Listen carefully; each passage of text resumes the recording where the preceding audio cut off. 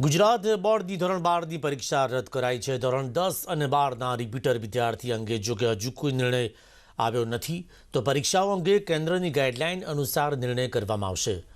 Marksheet અપાશે કે નહીં અપાશે, તો કયા આધારે ધોરણ 12ના વિદ્યાર્થીઓને આગળ કઈ રીતે પ્રવેશ મળશે, તે અંગે હજુ પણ અસમંજસભરી સ્થિતિ છે।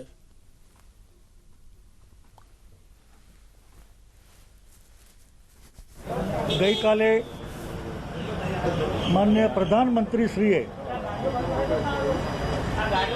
ધોરણ 12ની પરીક્ષા રદ કરવાનો જે નિર્ણય લીધો છે, એના અનુસંધાને આજે મળેલી કેબિનેટમાં માન્ય મુખ્યમંત્રીશ્રીના અધ્યક્ષસ્થાને ગઈકાલે માન્ય પ્રધાનમંત્રીશ્રીએ લીધેલા નિર્ણયની ચર્ચા થઈ છે અને ગુજરાત બોર્ડની પરીક્ષા પણ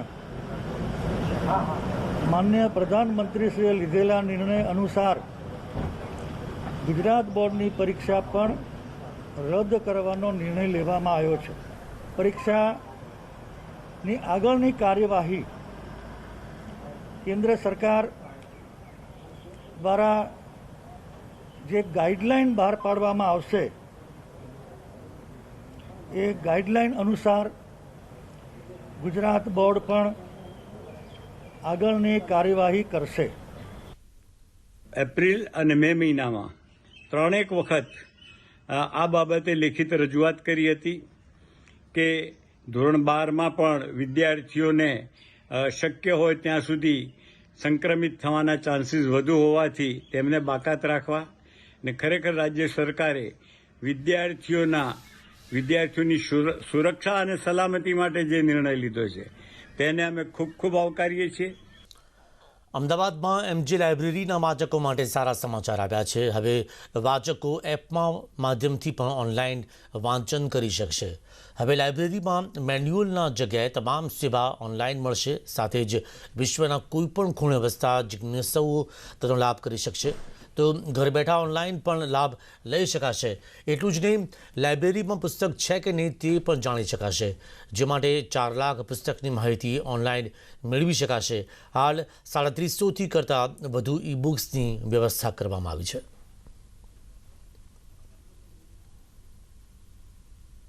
કઈ રીતની આખી ડિજિટલ વ્યવસ્થા છે તે અહીં આપણા તરફથી કરવામાં આવી છે, કઈ રીતે લોકો જે વાચકો છે તેનો લાભ લઈ શકશે। સ્માર્ટ સિટી અંતર્ગત એમજે લાઇબ્રેરીમાં સ્માર્ટ લાઇબ્રેરી બનાવવાનો 1.5 વર્ષથી પ્લાન હતો, જે તારીખ 1/6/2021ના રોજ પૂર્ણ કરવામાં આવેલ છે, તેનું લોકાર્પણ કરવામાં આવેલ છે। તે અંતર્ગત વાચકોને જે પહેલાં હાથવગી એટલે કે મેન્યુઅલ સેવાઓમાં જે આપવામાં આવતી હતી, તેમાંથી મુક્તિ આપી અને તમામ સેવાઓ ઓનલાઈન કરવાનો નમ્ર પ્રયાસ કરવામાં આવેલ છે। વાચકોને તેના કારણે એમજેમાં ફરજિયાત આવવું પડતું હતું, તે આવ્યા સિવાય વિશ્વના ખૂણે કોઈપણ જગ્યાએ હશે તો પણ એમજે લાઇબ્રેરી અને તેના સંલગ્ન શાખા પુસ્તકોમાં જે પણ સાહિત્ય ઉપલબ્ધ હશે, તે શું ઉપલબ્ધ સાહિત્ય પડેલું છે, ક્યાં પડેલું છે, હાલમાં અવેલેબલ છે કે કેમ, એ બધી જ માહિતી મેળવી શકશે। ઓનલાઈન રજિસ્ટ્રેશન કરાવી શકશે, નિઃશુલ્ક મેમ્બરશીપ મેળવી શકશે। પછી એક તો જામીનદારોની જે પહેલાં જોગવાઈ હતી, એ જોગવાઈમાંથી પણ એમને મુક્તિ આપવામાં આવે છે, એટલે વાચકો સરળતાથી મેમ્બરશીપ મેળવી શકશે। વાઈફાઈ સિસ્ટમ અને સીસીટીવી કેમેરાની સુવિધા કરવામાં આવેલ છે। સ્માર્ટ લેબ બનાવવામાં આવેલ છે, જેના કારણે 20 કોમ્પ્યુટર અને 20 ટેબ્લેટના ઉપયોગથી ત્યાં સ્વમૂલ્યાંકન પણ એ લોકો કરી શકશે। રિઝર્વેશન, રિન્યુ, કિયોસ્ક મશીનથી પુસ્તકની આપલે સ્વયં, આ બધા જ નવા પ્રકારની ટેકનોલોજીનો ઉપયોગ કરી અને આખા શહેરને ખૂબ લાભ થાય એ પ્રકારની એક સરસ વ્યવસ્થા ગોઠવવામાં આવેલ છે। પૂજ્ય મહાત્મા ગાંધીજી દ્વારા જે દુર્લભ સાહિત્ય આપવામાં આવેલ, તે પણ એમજે લાઇબ્રેરી વેબસાઇટ અને ગાંધી હેરિટેજ પોર્ટલ પર ઉપલબ્ધ કરવામાં આવેલ છે। તે સિવાય એજન્સી દ્વારા 350 કરતાં વધુ ઈ બુક્સ આપવામાં આવેલ છે, તેનો પણ વાચકો ઘરે બેઠા લાભ લઈ શકશે। વધુમાં જણાવું તો બ્લાઇન્ડ સેક્શનની અંદર જે 1200 કરતાં વધુ ઓડિયો બુકના ટાઇટલ હતા, તે તમામ ઓડિયો લિટરેચર વાચકોને સરસ રીતે ઘરે બેઠા સાંભળી શકે તે માટે એ પણ વેબસાઇટ પર ઉપલબ્ધ કરવામાં આવેલ છે। આમ कर लो दुनिया मुट्ठी में ते प्रकारे मोबाइल एपना माध्यमथी अथवा तो कोई पण स्मार्ट डिवाइसना मार्फते तमे समग्र एमजे लाइब्रेरीने एनी अंदर कैद करी लीधुं अत्यारे लागी रह्युं छे। અમદાવાદ રિવરફ્રન્ટ અંગે મોટા સમાચાર। રિવરફ્રન્ટ પરનો પાર્કિંગનો નિયમ નથી। ગુજરાત હાઈકોર્ટનું મહત્વનું સૂચન। રિવરફ્રન્ટ પર પોલીસ વાહન જપ્ત નહીં કરી શકે। નો પાર્કિંગના નામે વાહન જપ્ત કે દંડ ન કરી શકે। રિવરફ્રન્ટ પર નો પાર્કિંગ ઝોન બનાવ્યો નથી।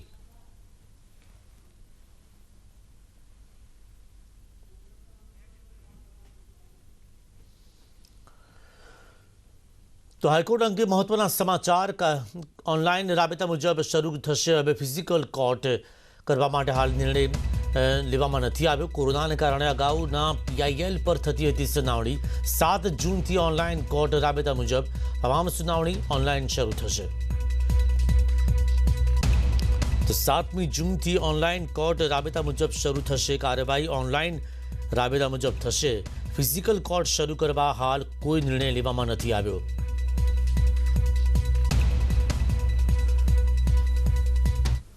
રાજકોટની વાત કરીએ તો અહીં એક જ પરિવારના 3 સભ્યોના મૃતદેહ મળી આવ્યા। રાજકોટના જોગવા વિસ્તારની આ ઘટના છે। કૂવામાંથી 3 સભ્યોના મૃતદેહ મળી આવ્યા। 2 પુરુષ 1 મહિલાનો મૃતદેહ મળ્યો। પોલીસે આપઘાતની આશંકા વ્યક્ત કરી।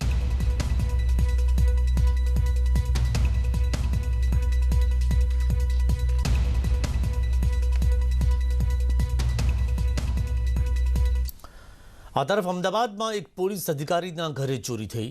વસ્ત્રાપુરમાં એસીપીના ઘરે લાખો રૂપિયાની ચોરી। ગઈકાલે મોડી રાત્રે આ બનાવ બન્યો હતો। સરકારી વસાહતમાં આ બનાવ બન્યો। પોલીસના ઘરે 10 લાખથી વધુની ચોરી થઈ। હાલ ફરિયાદ લેવાની કામગીરી ચાલુ છે।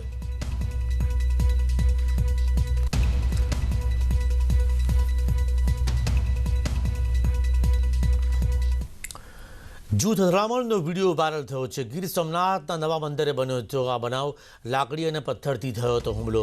પોલીસની હાજરીમાં જૂથ અથડામણ થઈ હતી અને આ ઘટનામાં 15 પોલીસકર્મી ઘાયલ થયા। તો આ દ્રશ્યો આપ જોઈ રહ્યા છો કે જેમાં પથ્થરમારો કરવામાં આવી રહ્યો છે। લાકડીઓથી પણ હુમલો કરવામાં આવ્યો હતો। નવા બંદરે આ બનાવ બન્યો। ગીર સોમનાથના નવા બંદરે લાકડી અને પથ્થરથી હુમલો કરવામાં આવ્યો હતો। 2 જૂથ વચ્ચે અથડામણ થઈ હતી। પોલીસનો કાફલો ઘટનાસ્થળ પર પહોંચ્યો। તેમાં 15 જેટલા પોલીસકર્મી પણ ઘાયલ થયા।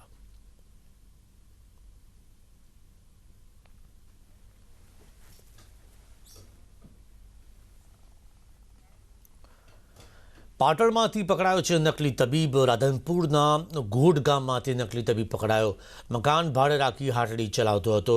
ચંદુ નામનો બોગસ તબીબ પકડાયો અને દવાખાનામાંથી દવા ઇન્જેક્શન પણ મળી આવ્યા અને 44 પ્રકારની દવાનો 42,000 મુદ્દામાલ પણ જપ્ત કરવામાં આવ્યો। તો ડિગ્રી વગર લોકોની તે સારવાર કરતો હતો।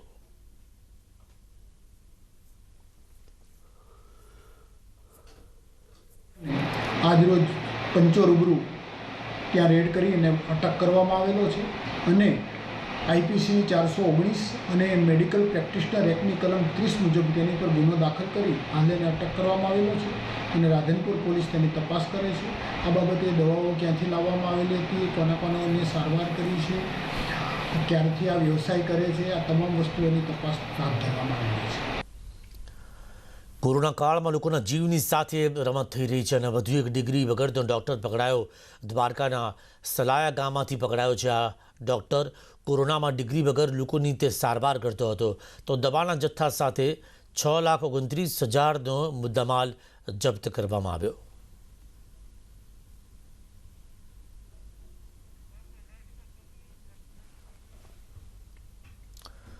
તો ડિગ્રી વગર સારવાર કરતો તબીબ પકડાયો છે પંચમહાલના ગોધરામાંથી। આ નકલી તબીબ એલોપેથીની સારવાર કરતો હતો। તો 3 નકલી તબીબ પોલીસની મેડિકલ ઓફિસર સાથે કાર્યવાહી કરવામાં આવી। સાદિક મોહમ્મદ મુલા, સુફિયાન વાઢેલ, ઉવેશ સદામસ નામનો આ બોગસ તબીબ પકડાયો છે। એક જ દવાખાનામાં તેઓ સારવાર કરતા હતા। દવાખાનામાંથી 88,000ની દવા પકડાઈ છે। તો જિલ્લામાં 5 દિવસમાં કુલ 6 નકલી તબીબ પકડાયા છે। જાણે કે અભિયાન શરૂ કર્યું છે પોલીસ। એક બાદ એક અલગ અલગ પંચમહાલ જિલ્લામાં છેલ્લા 5 દિવસમાં આરોગ્ય વિભાગ અને પોલીસ તંત્રના સહયોગથી ગોધરામાં 3, કાલોલના એરાલમાંથી 2 અને હાલોલના શિવરાજપુરમાંથી 1 એમ કુલ 6 બોગસ ડૉક્ટરો પકડી પાડવામાં આવ્યા છે. છોટાઉદેપુરમાંથી બોગસ તબીબ પકડાયો છે. બોડેલીના પાટિયા ગામથી નકલી તબીબ પકડાયો. ડિગ્રી વગર લોકોની તે સારવાર કરતો હતો. આનંદકુમાર વિશ્વાસ નામનો બોગસ તબીબ પકડાયો છે અને પોલીસના મતે તે 2.5 વર્ષથી પ્રેક્ટિસ કરતો હતો.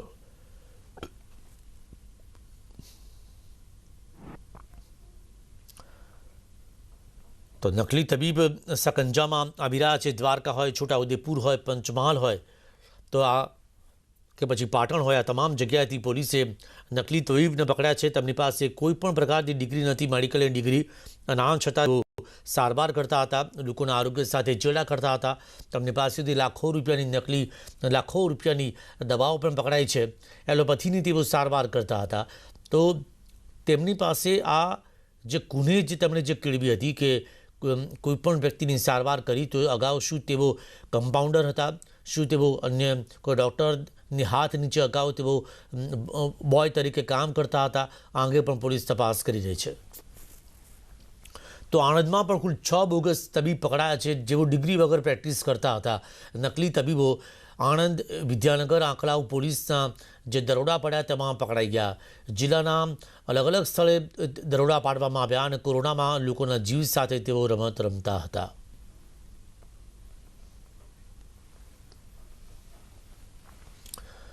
વડોદરા શહેરમાં કોરોના બાદ MIS-C એટલે કે multi inflammatory syndrome of children autoimmune પ્રકારના રોગના લક્ષણો જોવા મળ્યા છે, જેમાં વડોદરાની સયાજી હોસ્પિટલમાં આવા 7 કેસ સામે આવ્યા. સયાજી હોસ્પિટલના પીડિયાટ્રિક વિભાગના હેડ ડૉક્ટર શીલા અય્યરે કહ્યું કે આ એક ઓટોઇમ્યુન પ્રકારનો રોગ છે. સામાન્ય રીતે બાળકોને 3 થી 5 દિવસથી વધારે તાવ આવવો, સાથે ઘણીવાર શરીર ઉપર ચાંઠા પડવા, રેસા નીકળવા, આંખો લાલ થઈ જવી, ઝાડા ઉલટી થવી અને ઘણીવાર બાળકોનું એકાએક બ્લડ પ્રેશર ઓછું થઈ જવું, આ પ્રકારના લક્ષણો જોવા મળતા હોય છે. કોરોનાથી સંક્રમિત થયેલા બાળકોમાં આ રોગ થવાની શક્યતા વધુ હોય છે. બાળકોમાં કોવિડ પહેલાં સંક્રમિત થયા હોય એ બાળકોમાં એક પ્રકારનું ઓટોઇમ્યુન રિએક્શન જોઈ રહ્યા છે કે જ્યારે બાળકો કોરોનાથી સંક્રમિત થાય છે ત્યારે આ ચિહ્નો નથી દેખાઈ રહ્યા, અને ઘણીવાર તો એમાં એ કોરોનાથી પહેલાં સંક્રમિત થયા તેવી હિસ્ટ્રી પણ નથી હોતી, પણ પાછળથી જ્યારે અમે એમનું ટેસ્ટિંગ કરીએ ત્યારે એન્ટીબોડી પોઝિટિવ આવતા હોય છે.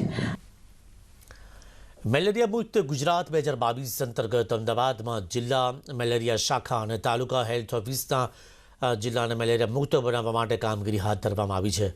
અમદાવાદ જિલ્લાના 40 પ્રાથમિક આરોગ્ય કેન્દ્ર અને 215 સબ સેન્ટર વિસ્તારમાં આરોગ્ય વિભાગના કર્મચારીઓ દ્વારા ટાયરની દુકાનોની ચકાસણી કરવામાં આવી. ચોમાસા પૂર્વે મેલેરિયા શાખા દ્વારા અમદાવાદ જિલ્લામાં મેગા ડ્રાઈવ હાથ ધરવામાં આવી. આરોગ્ય કર્મચારીઓ દ્વારા પૂરાનાશક કામગીરી ઉપરાંત મેલેરિયા, ડેન્ગ્યુ સહિતના મચ્છરજન્ય રોગથી બચવાના ઉપાયો અંગે લોકોને સમજણ આપવામાં આવી. જિલ્લા પંચાયત અમદાવાદમાં મેલેરિયા શાખા દ્વારા ચોમાસાના પૂર્વે મેલેરિયા, ડેન્ગ્યુ, ચિકનગુનિયા જેવા રોગો ના થાય તેના માટે આગોતરું આયોજન કરેલું છે. છેલ્લા અઠવાડિયાથી સતત આ કામગીરી કાર્યરત છે, જેમાં તમામ 40 પ્રાથમિક આરોગ્ય કેન્દ્રો અને 215 સબ સેન્ટરના MPW મારફતે આ કામગીરી ચાલુ છે. જોઈશું વધુ કલાક સમાચાર બ્રેક બાદ.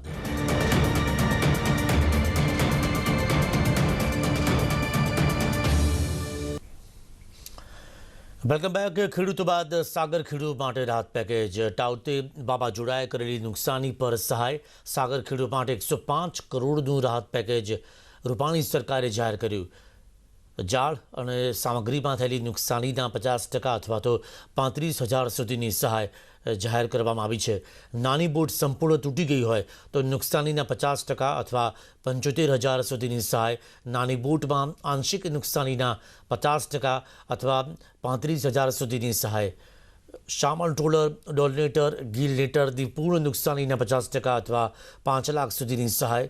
શામલ ટ્રોલર, ડોલનેટર, ગિલ નેટરની પૂર્ણ નુકસાનીના કિસ્સામાં 10 લાખ સુધીની લોક પર વ્યાજ છૂટ. લોન પર વ્યાજ છૂટ આપવામાં આવશે. સામલ ટ્રોલર, ડોલનેટર, ગીલ નેટરની અંશતઃ નુકસાનીના 50% અથવા તો 2 લાખ સુધીની સહાય આપવામાં આવશે. તો સરકારે આ જાહેરાત કરી છે. ઇનપુટ સબસિડી, મત્સ્ય બીજ, ફીડ સાધન સામગ્રી માટે હેક્ટર દીઠ 8,200 સહાય, બોટને નુકસાની થઈ તેના ખલાસીઓને 2,000ની સહાય અને બંદરોના સમારકામ માટે 80 કરોડના ખર્ચનો અંદાજ છે.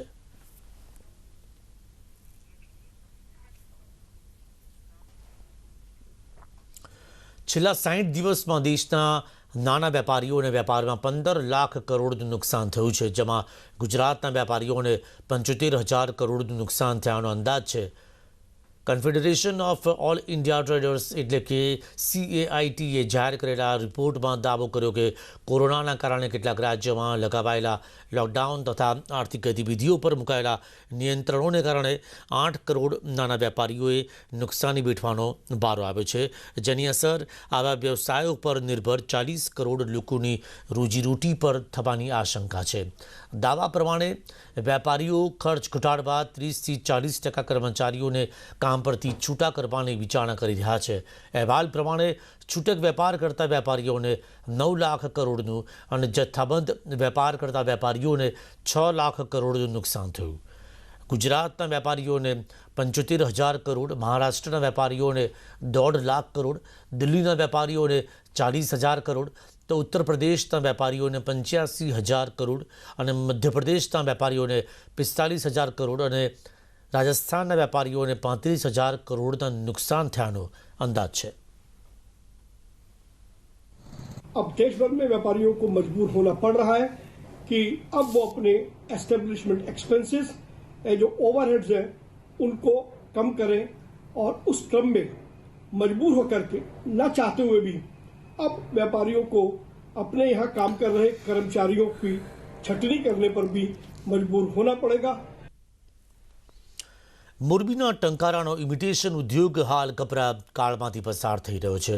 કોરોના આવ્યો ત્યારથી આ ઉદ્યોગની પરિસ્થિતિ દિન પ્રતિદિન ખરાબ થતી ગઈ. લોકડાઉનના કારણે આ ઉદ્યોગ સાથે જોડાયેલા કેટલાક કારીગરોના રોજીરોટી પણ છીનવાઈ ગયા. હાલ આ ઉદ્યોગકારોની સ્થિતિ એટલી કફોડી થઈ ગઈ છે કે ઉદ્યોગ બંધ કરવાની હાલતમાં પહોંચી ગયા છે. ટ્રાન્સપોર્ટેશન્સ બંધ થવાના કારણે આ ઉદ્યોગને કરોડોના નુકસાનનો સામનો કરવો પડ્યો. ધીમે ધીમે કોરોનાની પરિસ્થિતિમાં સુધારો આવી રહ્યો છે, ત્યારે આ ઉદ્યોગકારોની માંગ છે કે સરકાર આવા લઘુ ઉદ્યોગ અને ઉદ્યોગકારોને ફરીથી ઊભા કરે.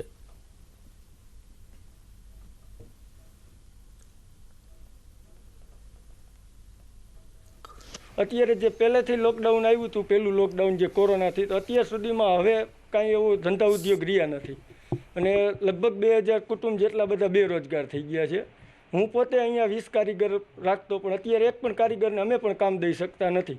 અમે નવરા બેઠા છીએ.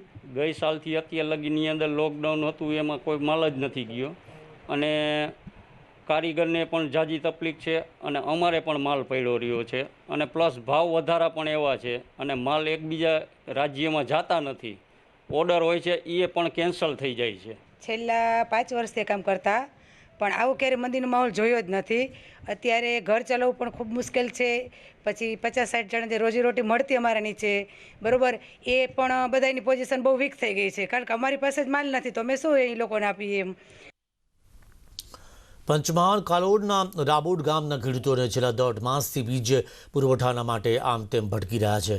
વાવાઝોડા બાદથી ખોરવાયેલો વીજ પુરવઠો હજુ સુધી પૂર્વવત કરાયો નથી, તો બીજી બાજુ વીજળીના જીવંત વાયરો ખેડૂતોના ખેતરમાં અસ્તવ્યસ્ત થઈ ગયા છે, જેને લઈને કરંટ લાગવાનો પણ ભય છે.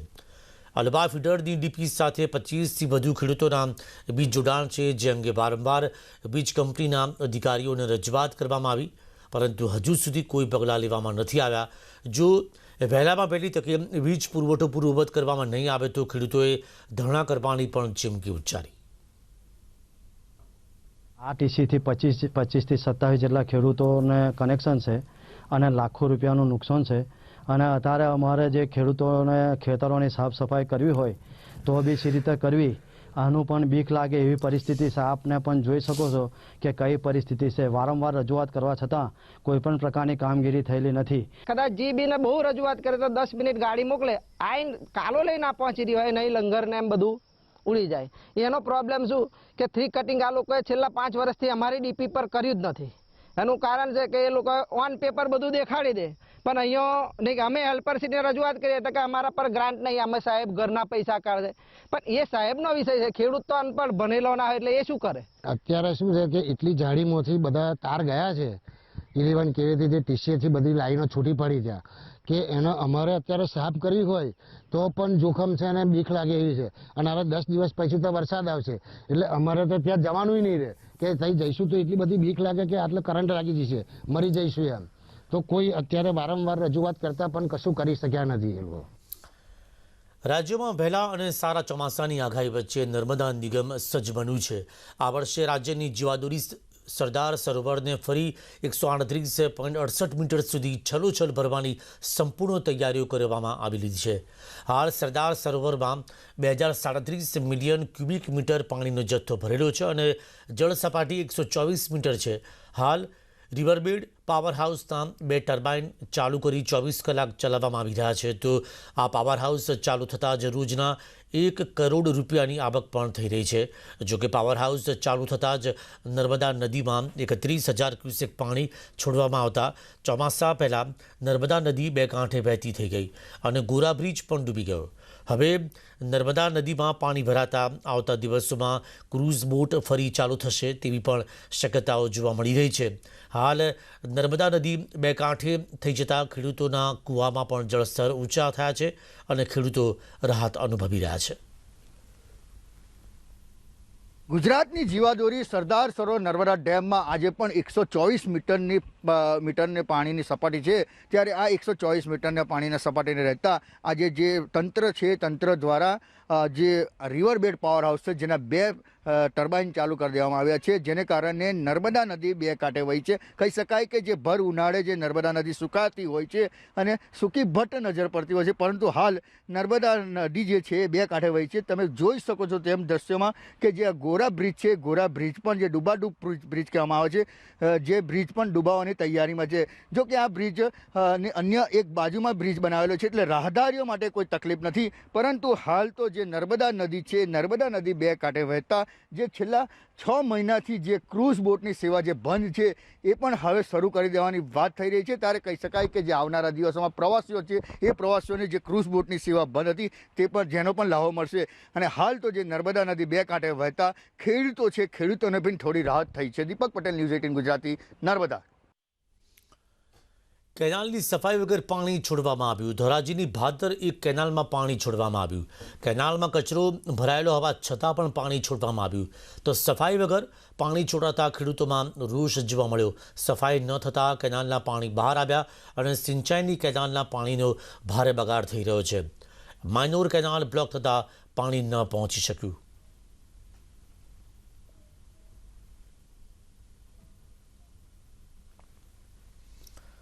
આ તરફ વડોદરામાં વધુ એક રિસોર્ટનો વિડીયો વાયરલ થયો છે.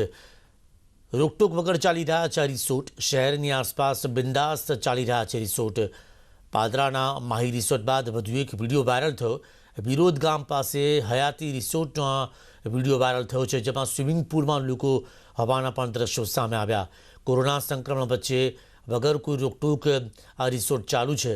વિડીયો આ અંગે ન્યૂઝ 18 કોઈ પુષ્ટિ નથી કરતું, પરંતુ જે વિડીયો વાયરલ થયો છે તેમાં જોવા મળી રહ્યું છે કે કોરોના કાળમાં લોકો બિંદાસ રિસોર્ટમાં નાહી રહ્યા છે.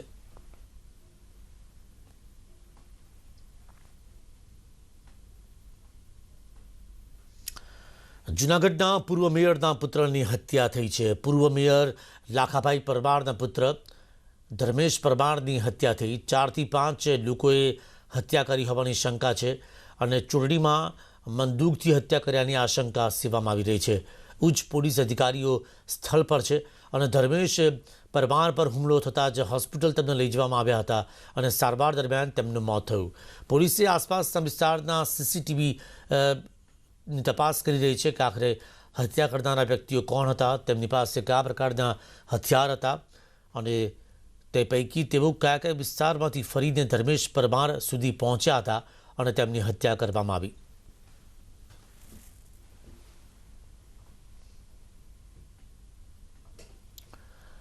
નવસારીમાં 110 વર્ષ જૂની ઐતિહાસિક બિલીમોરા વઘઈ નારોગેજ ટ્રેન અંગે પશ્ચિમ રેલવેએ ઐતિહાસિક નિર્ણય કર્યો, જેમાં ખાસ પ્રવાસીઓ માટે એસી કોચનો ટ્રાયલ રન સફળ થતાં વધુ 3 એસી કોચ સાથે પ્રવાસીઓ માટે દોડાવવામાં આવશે.